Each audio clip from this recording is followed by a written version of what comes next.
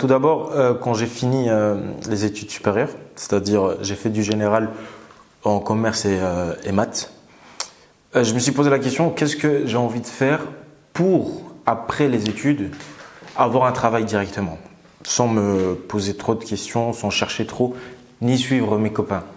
Et j'ai commencé à chercher des travaux en pénurie.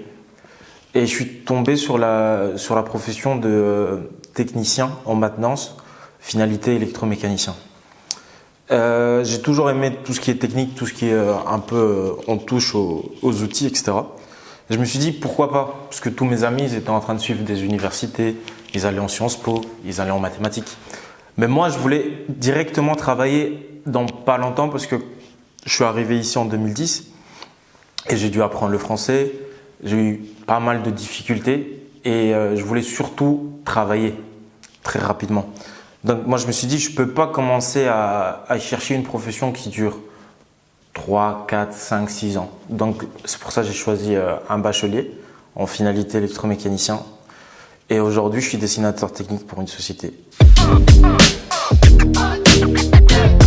Ça consiste à faire, on va dire, à prendre des projets de zéro la plupart du temps d'un client qui nous contacte pour faire des rayonnages industriels. Un rayonnage industriel, ça consiste en tout ce qu'on consomme aujourd'hui doit être stocké quelque part avant d'être livré. Et en fait, ces entrepôts-là, ils stockent des palettes, ils stockent de la marchandise en général. Et nous, on construit ces entrepôts, ces rayonnages-là, pour que nos clients puissent stocker leurs marchandises. Et nous, on suit ces projets de A à Z en général. Il se peut que le client il ait déjà un début de projet, mais en général, nous, on suit le projet de de A à Z, pardon. Et c'est plutôt un travail à la chaîne, c'est-à-dire que moi, je suis dessinateur technique, mais avant moi, il y a un commercial qui s'occupe de contacter le client.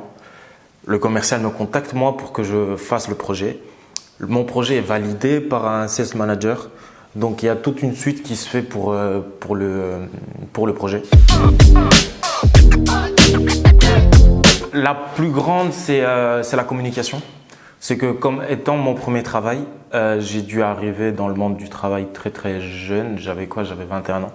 J'aurais pu faire un master, mais j'ai décidé de travailler et j'avais besoin qu'on m'encadre. J'avais besoin qu'on me dise quoi faire. J'avais besoin qu'on me dise tu fais ça de telle heure à telle heure, tu fais ça. Et j'avais surtout besoin de quelqu'un qui réponde à mes questions.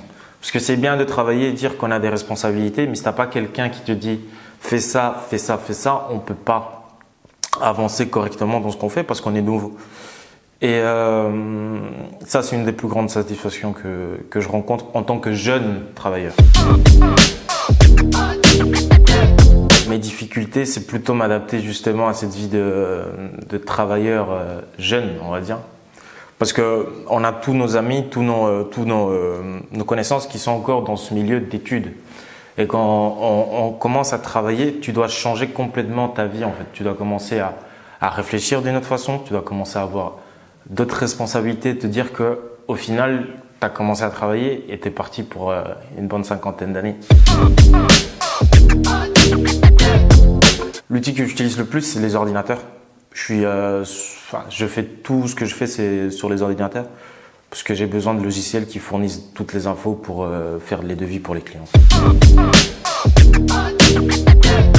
On travaille en équipe et c'est pour ça que c'est une des plus grandes satisfactions.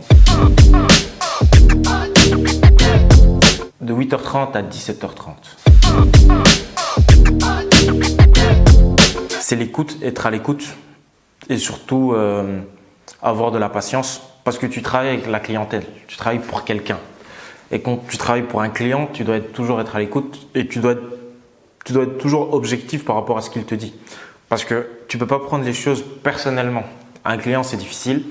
Un client, c'est lui qui paye. Et un client, tu dois l'écouter quoi qu'il arrive. Donc au final, c'est plutôt ça, c'est être à l'écoute de ce qu'on te dit. On travaille en équipe, il y a une certaine hiérarchie. Donc au final, moi aujourd'hui, je suis dessinateur technique, mais demain, je peux devenir commercial si je veux. Après, il y a un sales manager, c'est-à-dire la personne qui gère tous les commerciaux ensemble. Et puis ensuite, il y a quelqu'un qui gère l'agence aussi. Et au final, notre société, elle se trouve ici en Belgique, mais on a un siège à Paris. On a le plus grand siège en Espagne. Donc au final, si tu fais tes preuves, tu peux monter. Mon plus grand conseil, c'est de rester concentré, bien évidemment, et surtout de se concentrer dans quelque chose que tu aimes. Dans quelque chose qui te fait te réveiller le matin pour te dire ouais, j'ai envie de faire ça en fait. Peu importe ce que c'est. Peu importe ce que c'est. Mais c'est quelque chose dont tu te dis, quand tu te réveilles le matin, tu te dis pas oh merde, je dois aller faire ça.